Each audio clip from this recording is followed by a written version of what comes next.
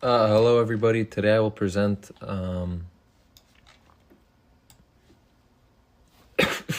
sorry, Exploring NAFTA, the Transformation of North American Trade by Alexandre Villeneuve, myself, and for my class, International Business. So first of all, I'd like to start with the table of contents. So first of all, we're going to go over the overview of the member states, then move on to the historical development, the objectives of NAFTA, Canada's involvement in NAFTA, the strengths and benefits of NAFTA, and the weakness and drawbacks of NAFTA, and then the analysis and the economic progress and conclusion. So first of all, an overview of the member states. So Canada is the first one. So Canada's economic landscape. So Canada has a lot of natural resources, and Canada is renowned for its vast natural resources, which include minerals, timber, and energy sources like oil and natural gas. These abundant resources play a crucial role in Canada's economy, enabling the country to be a significant player in international trade, particularly through NAFTA. There's also technological advancements with a strong emphasis on research and development. Canada boasts advances in technology sectors, particularly in telecommunications and aerospace. This technological prowess has allowed Canadian companies to expand their reach into US and Mexican markets under NAFTA, fostering innovation and collaboration. Canada also has a skilled labor force, with Canada's workforce being highly educated and skilled, contributing to a competitive advantage in various industries. The access provided by NAFTA has helped Canadian businesses attract talent and maintain a high level of production efficiency, thereby enhancing their global market position. The second member is the United States and their economic strategy. So part of that is the industrial base. The United States, being the world's largest economy, has a diverse industrial base that includes manufacturing, services, and technology. NAFTA has enabled U.S. industries to strengthen their supply chains, ensuring efficiency and reliability in cross-border trade with Canada and Mexico. Technological leadership. As a leader in technology, the U.S. has leveraged NAFTA to foster innovation in various sectors. This leadership has not only reinforced its economic dominance, but also encouraged collaborative ventures with its NAFTA partners, enhancing technological exchanges and competitiveness. The U.S. also has economic dominance through NAFTA. The U.S. has sought to maintain its economic dominance in North America by creating a secure supply chain and reducing trade barriers. The U.S. agreement has allowed U.S. businesses to capitalize on in both opportunities in Mexico and Canada, further solidifying its economic position. So Mexico's economic development. So the third member, is Mexico with its economic development, which is competitive manufacturing. Mexico's economy is characterized by its competitive manufacturing sector, which has benefited significantly from NAFTA. The agreement has facilitated foreign investment and allowed Mexico to become an attractive destination for manufacturers looking to export to North America. And there's also the labor costs in Mexico, which are extremely low. With lower labor costs compared to its NAFTA partners, Mexico has positioned itself as a manufacturing hub. This competitive advantage has attracted numerous international companies to set up operations in Mexico, leveraging the benefits of NAFTA to reach a broader market. There's also foreign investments in Mexico through NAFTA, which NAFTA has played a vital role in attracting foreign investments. Alex.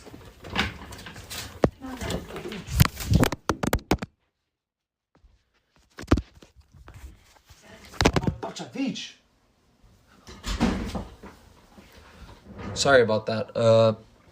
So there's also foreign investments. NAFTA has played a vital role in attracting foreign investments to Mexico. The agreement has provided a framework that assures investors of a stable economic environment, encouraging the growth of industries and integration with the economies of Canada and the US.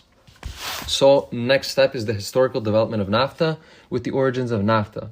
So Canada, with the U.S. Free Trade Agreement, the journey of NAFTA began with the Canada-U.S. Free Trade Agreement established in 1988. This pivotal agreement served as a framework for future negotiations, setting the stage for trilateral discussions that would later include Mexico. There's also the negotiation timeline, which negotiations for NAFTA commenced in 1991 and successfully concluded in 1992. This process involved extensive dialogue between the three nations to address various trade issues and build mutual agreements. The signing and implementation, obviously, which is one of the most important factors, was officially signed in December 1992 by key leaders, Canadian Prime Minister Brian Mulroney, U.S. President George Bush, and Mexican President Carlos Salinas de Gortari. It was implemented on January 1st, 1994, marking a significant milestone in North America trade relations. So the core objectives of NAFTA: to eliminate trade barriers. One of the primary objectives of NAFTA was to eliminate trade barriers among the member states, thereby promoting a freer flow. There are a freer flow of goods and services across borders. This aimed to enhance economic cooperations and competitiveness. Protection of intellectual property. NAFTA included provisions to protect intellectual property rights, ensuring that businesses could go operate without the fear of infringement. This aspect was crucial for fostering innovation and investment in the region, ensuring fair competition. The agreement sought to establish a level playing field for businesses in Canada, the US, and Mexico. By ensuring fair competition, NAFTA aimed to boost economic growth while addressing potential imbalances between the economies of the member states. The impact and evolution of NAFTA. Through its economic growth over its 26-year tenure, NAFTA contributes to significant economic growth across North America. It facilitated trade and investment, leading to expanded markets and job creations in various sectors. Debates on social and environmental impacts are also important, as NAFTA sparked debates regarding its social and environmental impacts.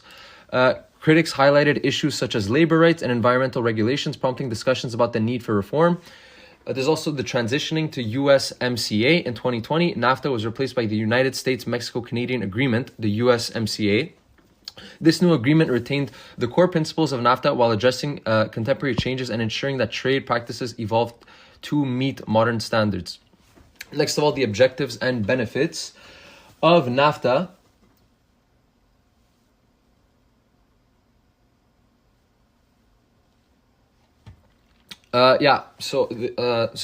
The objectives of and benefits of NAFTA as the next step. So the elimination of trade barriers, like I stated earlier, the removal of tariffs. NAFTA aimed to remove tariffs on over half of the goods traded among its member countries at its inception. This initiative significantly reduced costs and encouraged trade between the United States, Canada, and Mexico, culminating in the complete elimination of tariffs by 2008. There's also increased trade volume. By eliminating trade barriers, NAFTA facilitated a substantial increase in trade volume among the member countries.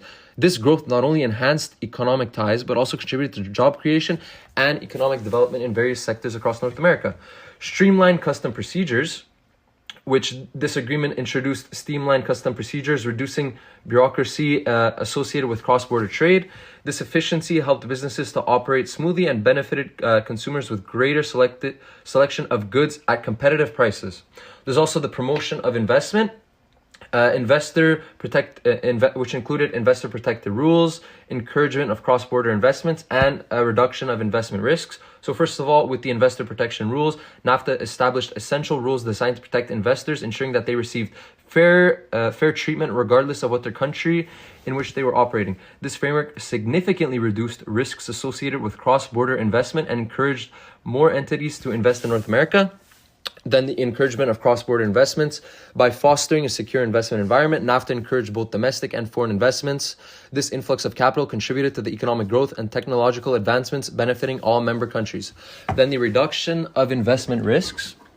The agreement aimed to minimize the risks that investors faced when entering foreign markets, which are scary most of the time, by providing a clear legal structure and dispute resolution mechanisms.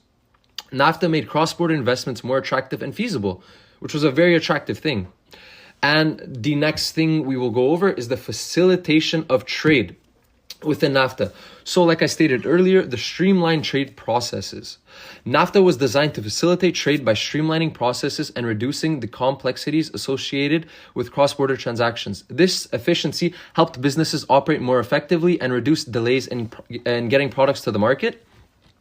And then also a reduction of trade-related bureaucracy. So this agreement aimed to cut down on trade-related bureaucracy, making it easier for companies to navigate the regulatory landscape. This reduction in red tape promoted a more dynamic and responsive trade environment. There's also the enhancement of global competitiveness. By facilitating trade and reducing barriers, NAFTA enhanced North America's global competitiveness. The agreement encouraged collaboration among member states, fostering innovation and enabling them to better compete on the world stage. And then Canada's primary involvement in NAFTA. Canada's participation in NAFTA was motivated by its reliance on trade and its strategic economic ties with the United States. So we'll go over some statistics now. So during trade growth, by 2016, 76% of Canada's exports went to the US and 5% to Mexico, illustrating NAFTA's pivotal role in expanding Canada's market access. There's also a sectorial impact, which would include the automotive industry, which thrived under NAFTA with the integrated supply chain stretching across all three countries. There's also the energy sector that benefited as Canada became a leading supplier of oil and natural gas to the US. There's also the agricultural sector, which exported products like wheat, pork, and beef, but faced challenges from subsidized US goods. Canada played a proactive role in NAFTA negotiations, securing protections for its cultural industries and sensitive agriculture sectors like dairy and poultry under supply management systems. So we'll go over the strengths of NAFTA. My personal favorite. So there's economic growth, which NAFTA significantly contributed to economic growth in North America, with trilateral trade skyrocketing from $290 billion in 1993 to over $1.1 trillion by 2016.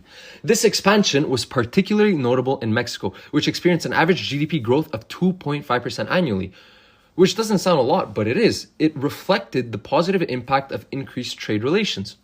There was also a lot of job creation. The agreement led to substantial job creation in Canada, particularly in export-driven industries, manufacturing, and technology sectors, which flourished, providing numerous employment opportunities and bolstering the overall economy in Canada.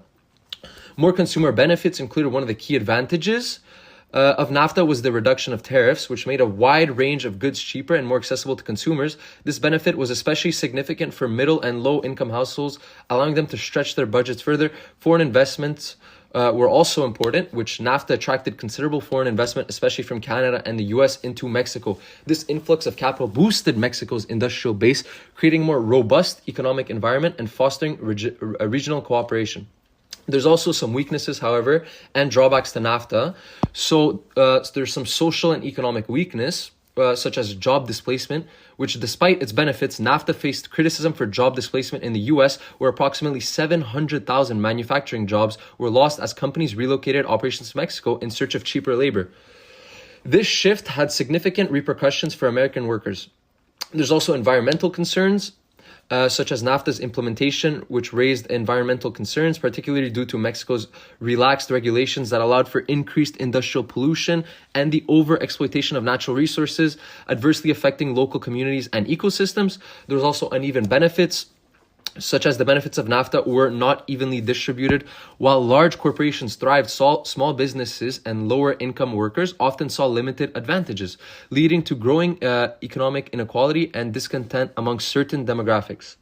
There's also a dependency issue. Mexico's heavy reliance on the US markets for approximately 80% of its export created vulnerabilities in its economy. Changes in US trade policies could have immediate and profound impact on Mexico's economic stability. So now to go over the analysis of economic progress and my personal conclusion. So the economic progress, I think there's an increased trade flow and foreign investment it was significantly boosted GDP in all three countries. While job displacement did occur, NAFTA laid the groundwork for North America's global competitiveness, particularly in technology and manufacturing. The conclusion on NAFTA's impact would be balancing trade policies. So NAFTA highlighted the need for balanced and equitable trade policies that can sustain economic progress. The agreement strengthens, particularly in fostering economic integration and market access, which showed promise, yet its weakness necessitated careful consideration. Transition to the USMCA, the transition to the United States-Mexico-Canada Agreement reflects an effort to build on the framework established by NAFTA. The USMCA aims to address the shortcomings of NAFTA while preserving its core principles, ensuring continued cooperation among the three nations. There's also long-term economic relationships. The legacy of NAFTA underscores the importance of maintaining a long-term economic relationship based on mutual benefit. Effective trade agreements require continuous evaluation to adapt to changing economic landscape and social needs. Lessons learned would be that NAFTA provided critical lessons in international trade, emphasizing the necessity of incorporating social and environmental considerations into economic agreements to foster sustainable development and equitable growth. Thank you all for listening, and have a good day.